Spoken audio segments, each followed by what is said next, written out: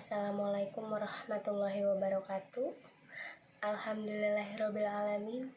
Wabihi nasta'inu ala asrafil anbiya'i wal mursalin Sayyidina wa maulana Muhammadin wa ala alihi wa sahbihi ajmain. Amma ba'du. Sebelum lanjut ke materi, saya ingin memperkenalkan diri terlebih dahulu. Nama saya Sekar Martania Nurhayati dari Fakultas Ekonomi, Prodi Akuntansi, kelas non-reguler. Pengertian sumber hukum ialah segala sesuatu yang melahirkan atau menimbulkan aturan yang mempunyai kekuatan yang bersifat mengikat, yaitu peraturan yang apabila dilanggar akan menimbulkan sanksi yang tegas dan nyata. Sumber hukum Islam ialah segala sesuatu yang dijadikan sebagai pedoman atau yang menjadi sumber syariat Islam, yaitu seperti Al-Quran dan hadis Nabi Muhammad SAW. Namun, sebagian besar pendapat ulama sepakat bahwa pada prinsipnya sumber utama hukum Islam adalah Al-Quran dan hadis. Namun, di samping itu, ada beberapa kajian yang erat berkaitan dengan sumber hukum Islam, yaitu seperti ijma dan maslahat. Yang pertama adalah Al-Quran. Al-Quran adalah sumber atau dasar hukum yang utama dari semua ajaran atau syariat Islam.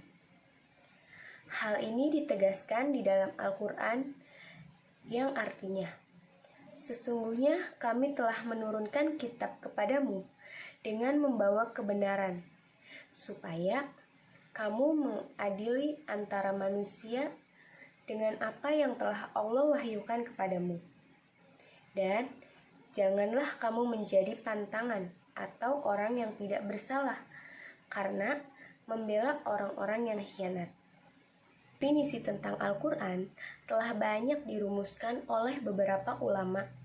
Akan tetapi, dari beberapa definisi tersebut, ada 4 hal pokok yang menjadi kandungan Al-Quran.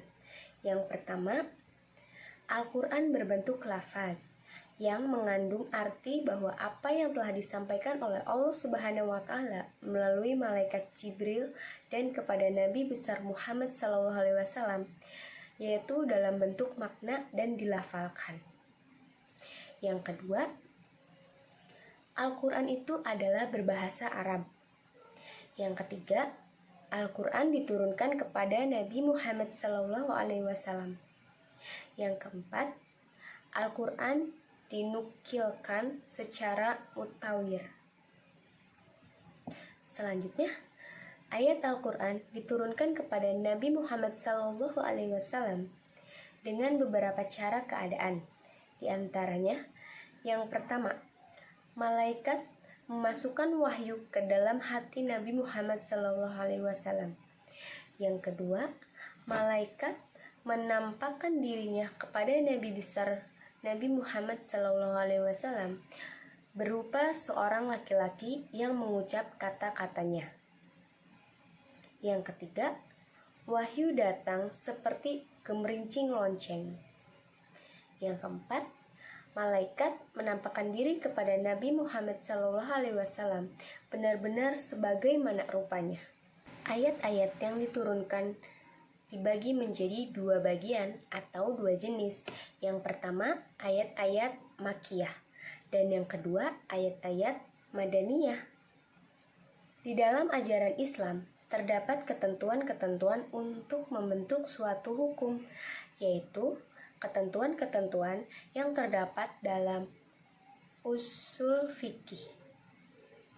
Pengertian bahasa Arab atau usul fikih secara harfiah adalah akal pikiran, dan secara ibarat atau tamsil adalah sumber hukum atau prinsip tentang ilmu fikih. Sumber hukum yang kedua ialah hadis. Hadis adalah ucapan Rasulullah SAW tentang sesuatu yang berkaitan dengan kehidupan manusia, atau tentang suatu hal, atau disebut pula sunnah qauliyah. Hadis merupakan bagian dari sunnah Rasulullah SAW. Pengertian sunnah sangatlah luas, sebab sunnah mencangkup yang pertama, semua ucapan Rasulullah SAW yang mencakup sunnah qauliyah. Yang kedua, semua perbuatan Rasulullah SAW disebut sunnah fi'liyah. Yang ketiga, semua persetujuan Rasulullah SAW yang disebut sunnah takririyah.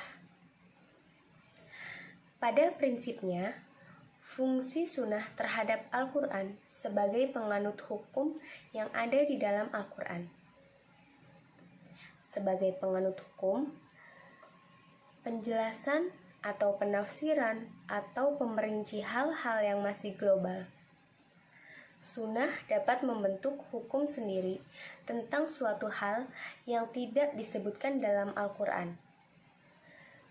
Dalam sunnah, terdapat unsur-unsur sanad atau keseimbangan antara perawi atau matan atau isi materi atau rawi atau periwayat.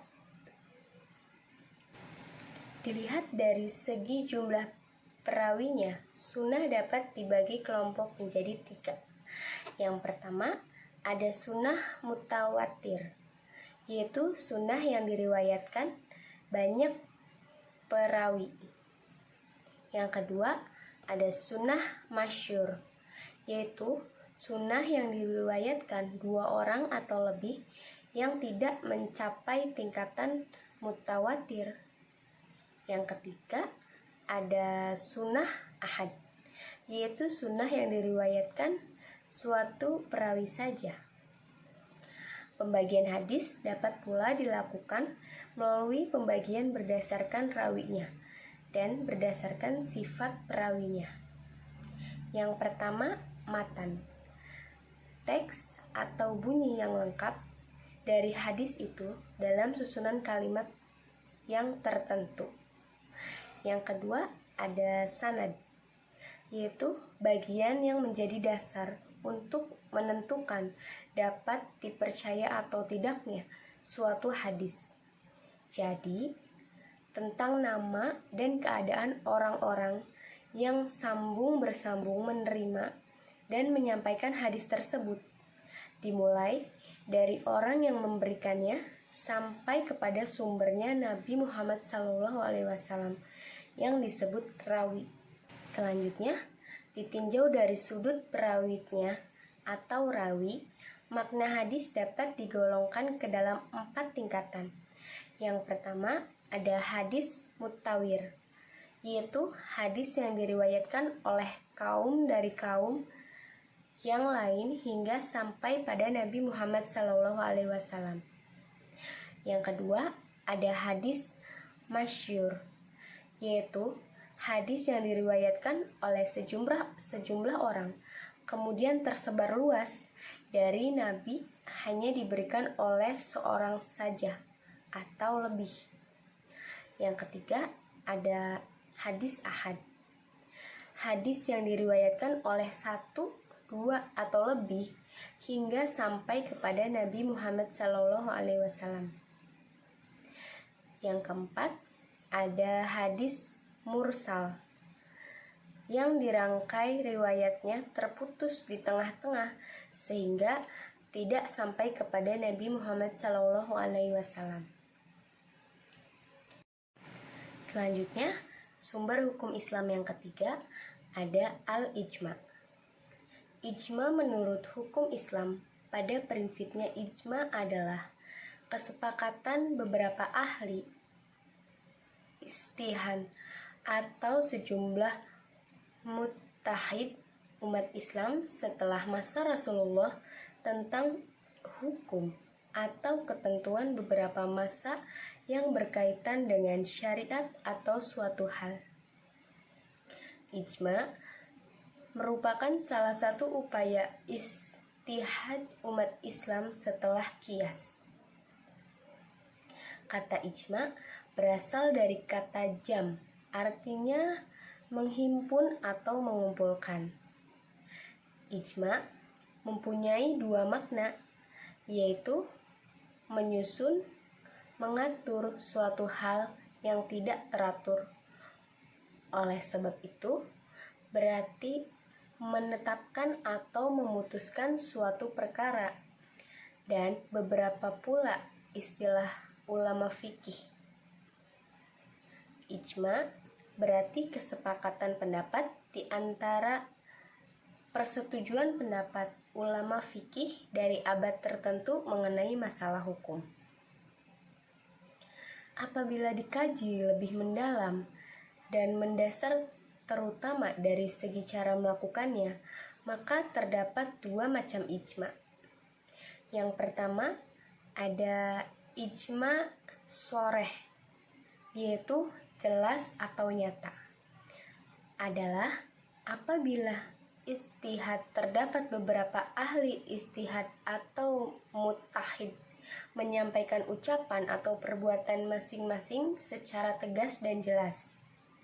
Yang kedua, ada ijma sukuti, yaitu diam dan tidak jelas.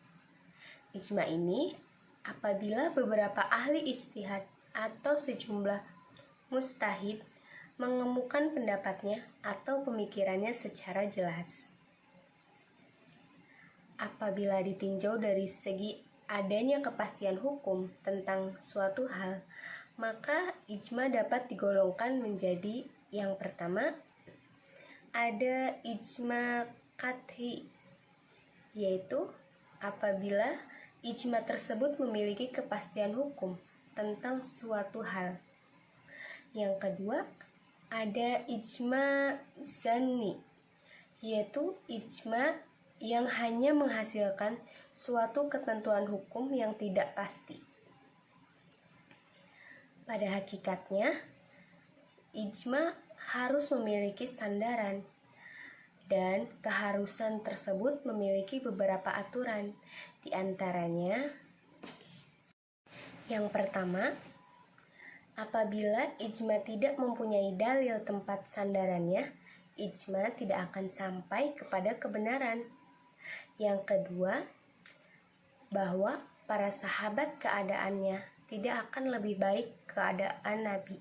Sebagaimana diketahui, Nabi saja tidak pernah menetapkan suatu hukum kecuali berdasarkan kepada wahyu.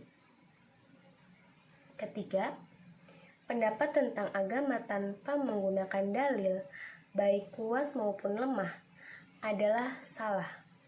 Kalau mereka sepakat berbuat begitu, berarti mereka sepakat berbuat suatu kesalahan yang demikian tidak mungkin terjadi. Keempat, pendapat yang tidak didasarkan kepada dalil tidak dapat diketahui kaitannya dengan hukum syara. Kalau tidak dapat dihubungkan kepada syara, maka tidak wajib diikuti. Selanjutnya, dasar hukum Islam yang keempat ada al-qiyas. Qiyas adalah menyamakan suatu peristiwa yang tidak ada hukumnya dalam nas kepada kejadian yang lain yang hukumnya dalam nas karena adanya kesamaan dua kejadian dalam penglihatan hukumnya. Seterusnya, dalam perkembangan hukum Islam dalam jumpai qiyas sebagai sumber hukum yang keempat. Arti perkataan bahasa Arab qiyas adalah menuntut bahasa ukuran atau timbangan, persamaan, dan menurut istilah, secara sebanyak mungkin persamaan antara dua peristiwa dengan mempergunakan cara deduksi, yaitu menciptakan atau menyalurkan atau menarik suatu garis hukum yang baru dari garis hukum yang lama, dengan maksud memakaikan garis hukum yang baru itu kepada suatu kejadian, karena garis hukum yang baru itu ada persamaannya dari garis hukum yang lama.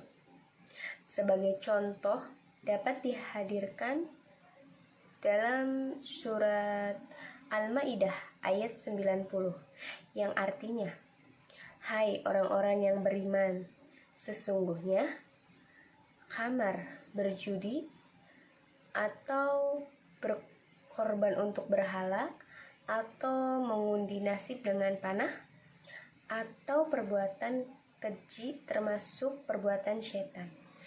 Maka jauhilah perbuatan-perbuatan itu agar kamu mendapat keberuntungan." Quran Surat Al-Maidah ayat 90. Menurut ketentuan Nas, khamr dilarang karena memabukkan dan dampak negatifnya akan menyebabkan rusaknya badan, pikiran, dan pergaulan. Dengan demikian, sifat memabukkan dimiliki sebagai sebab bagi ketentuan hukum haram. Hal ini dapat dikiaskan bahwa setiap minuman yang memabukkan haram hukumnya, jadi dilarang dalam hukum Islam. Mungkin itu saja yang dapat saya sampaikan pada pertemuan kelima ini, yaitu tentang sumber hukum Islam. Kurang lebihnya mohon maaf. Wabillahi taufiq wal hidayah. Wassalamualaikum warahmatullahi wabarakatuh.